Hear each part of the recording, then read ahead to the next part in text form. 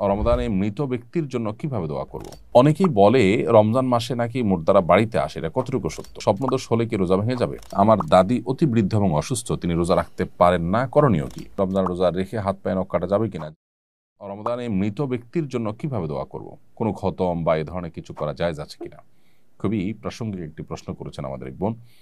রমজানে মৃত ব্যক্তির জন্য আমরা দোয়া করতে চাই, বিশেষ করে রমজান উপলক্ষে আমাদের মৃত মা বাবা তাদের পক্ষ থেকে, আমাদের প্রিয়জনদের পক্ষ থেকে কিছু করার তাগাদ আমরা অনুভব করি। এক্ষেত্রে দোয়ার ক্ষেত্রে যেটি হবে যে আমরা নিজেরা আল্লাহর কাছে তাদের হয়ে তাদের জন্য মাগফিরাত কামনা করব, দুহাত তুলে দোয়া করব, চোখের পানি ফেলবো, অন্যদেরকে দিয়ে দোয়া করাবো বা অন্যদের কাছে দোয়া চাইবো তাদের জন্য, এটি হতে পারে। দ্বিতীয়ত, তাদের তরফ থেকে আমরা দান সাদাকা করব। মৃত ব্যক্তির জন্য যে সমস্ত বিষয়গুলো করা যায়, তাদের পক্ষ থেকে উমরা করা যায়, হজ করা যায়, দান সাদাকা করা যায়, কোনো ব্যক্তিকে আপনার খাদ্য দেওয়া যায়, আল্লাহর কাছে দোয়া করা যায়। অনেকগুলো আমাদের মতে আপনি কোরআনে কারিমের তেলাওয়াত পড়ে যদি বলেন যে আল্লাহ এর সবটা আমি তাকে দিতে চাই, সেটা অনেকের মতে দেওয়া যায়। এই যে ব্যাপারগুলো যেগুলো মৃত ব্যক্তির তরফ থেকে করা যায়, সেগুলো আপনি করবেন। এর বাইরে খতম করার একটা প্রচলন আমাদের সমাজে আছে, যে রমজান উপলক্ষে আমাদের মৃত ব্যক্তির তরফ থেকে খতম করে। আসলে লোকজন ভাড়া এনে টাকা পয়সা দিয়ে খতম করালে সওয়াব তো হবেই না, বরং গুনাহ হবে। কারণ খতম কোরআনে কারিম তেলাওয়াত পড়ে শেষ করা বা তেলাওয়াত করা, এটা একটা ইবাদত, এটার বিনিময় দেওয়া এবং নেওয়া জায়েজ নাই, বিধায় এটা চলবে না।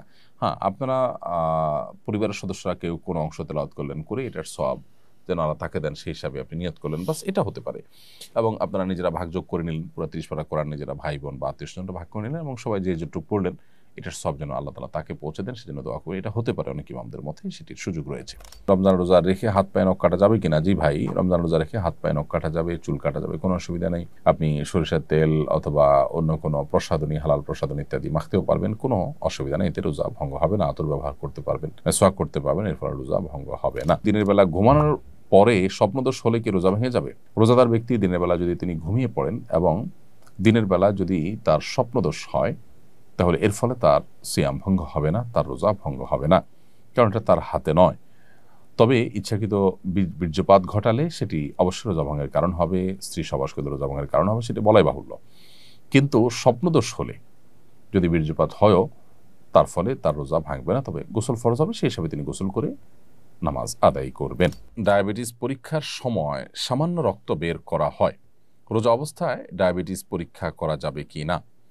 ভাই আমিনুল ইসলাম, ডায়াবেটিস পরীক্ষার সময় সামান্য যে সুইয়ের অগ্রভাগে যে পরিমাণ পানি থাকে, ওই পরিমাণ রক্ত যে বের হয়, এর ফলশ্রুতিতে আপনার ওজু ভঙ্গ হবে না, যদি এটা গড়িয়ে পড়ার মতো অতটুকু না হয়। আর যদি বড় এক ফোঁটা হয়, যেটা আসলে গড়িয়ে পড়ার মতো হয়, তাহলে সেক্ষেত্রে রোজা ভঙ্গ হবে। আর রোজা অবস্থাতে এই টেস্ট করলে রোজার কোনো ক্ষতি হবে না, কারণ শরীর থেকে 1, 2, 4, 10 ফোঁটা 20 ফোঁটা এরকম রক্ত পড়লে রোজার কোনো ক্ষতি হয় না। যদি এত বেশি রক্ত পড়ে যার ফলে আসলে রোজাদার ব্যক্তির জন্য রোজা রাখাটা চ্যালেঞ্জিং হয়ে যায়, দুর্বল হয়ে যায়, তাহলে সেটা অ্যাভয়েড করতে শরীয়ত নির্দেশ করেছে, যদি সেটা অ্যাভয়েড করার মতো হয়।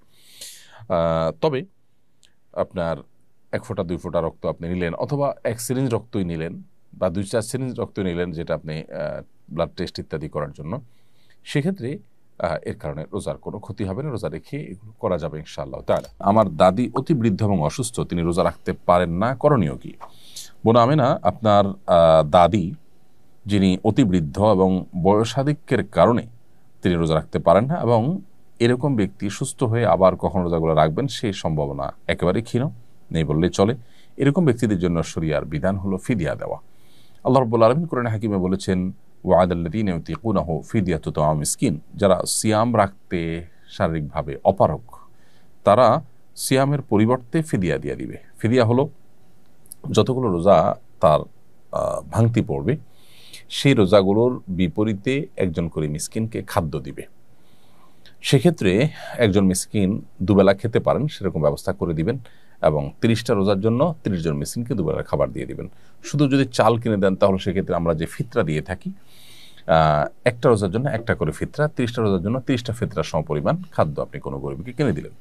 আনুমানিক 1.5 কেজি করে চাল যদি আপনি প্রত্যেক রোজার জন্য দেন, তাহলে 30টা রোজার জন্য 45 কেজি করে চাল আপনি একটা ফ্যামিলিকে কিনে দিলেন, অথবা কয়েকজনকে কিনে ভাগ করে দিলেন, তাতে ইনশাআল্লাহ বিদিনল্লাহ আপনার দায় মুক্ত হয়ে যাবেন। ওযু করে নামাজ পড়ার পর অনেক সময় দেখি আমার দাঁতের খাবারের ক্ষুদ্র কণা আটকে আছে, এটি কি আমার নামাজ হবে?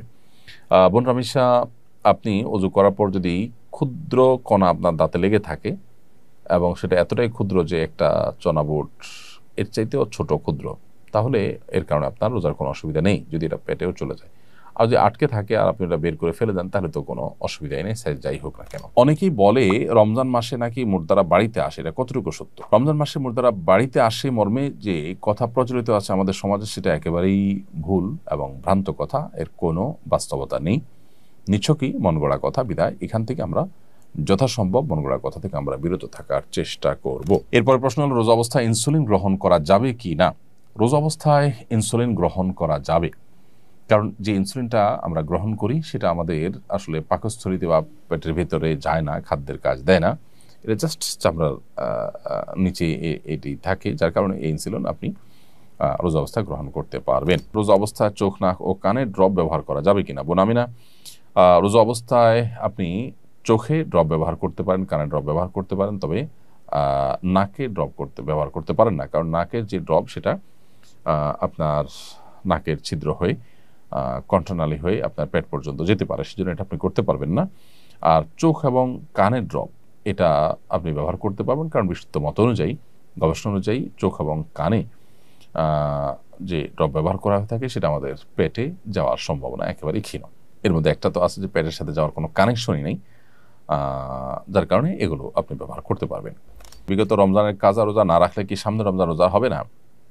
বোন খাদিজা, এমন কোনো কথা নেই যে বিগত রমজানের কাজা রোজা না রাখলে রমজান রোজা হবে না। রমজান রোজা আপনি রেখে ফেলবেন এবং রমজানের পরপরই বিগত রমজানের যে কাজা রোজাগুলো রয়েছে সেগুলো দ্রুততার সাথে আপনি রেখে ফেলবেন।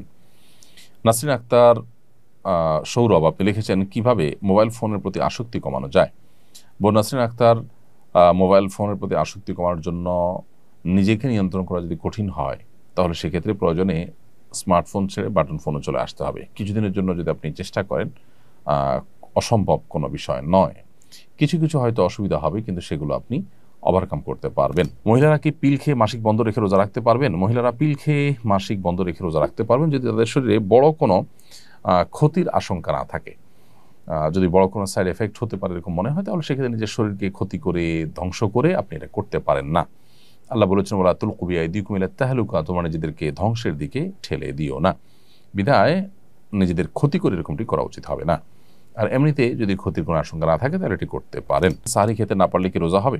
সাহরি খেতে না পারলেও রোজা হবে। কোনো কারণে কেউ সাহরি খেতে পারলো না, তার মানে তিনি রোজা রাখবেন না, ব্যাপারটা কিন্তু তা নয়। অনেকে আছেন যে সাহরি খেতে না পারলে তিনি ভেঙে পড়েন যে কিভাবে রোজা রাখবেন। আসলে এতটা দুর্বল হওয়া, এতটা হীনমন্য হওয়া মুসলমানের সাজে না। এই জন্য সাহরি খেতে না পারলেও আমি রোজা রাখলে আমার সেই রোজা যে একেবারে আমার জীবনহানি করে ফেলবে, আমি মরে যাব, এরকম তো না।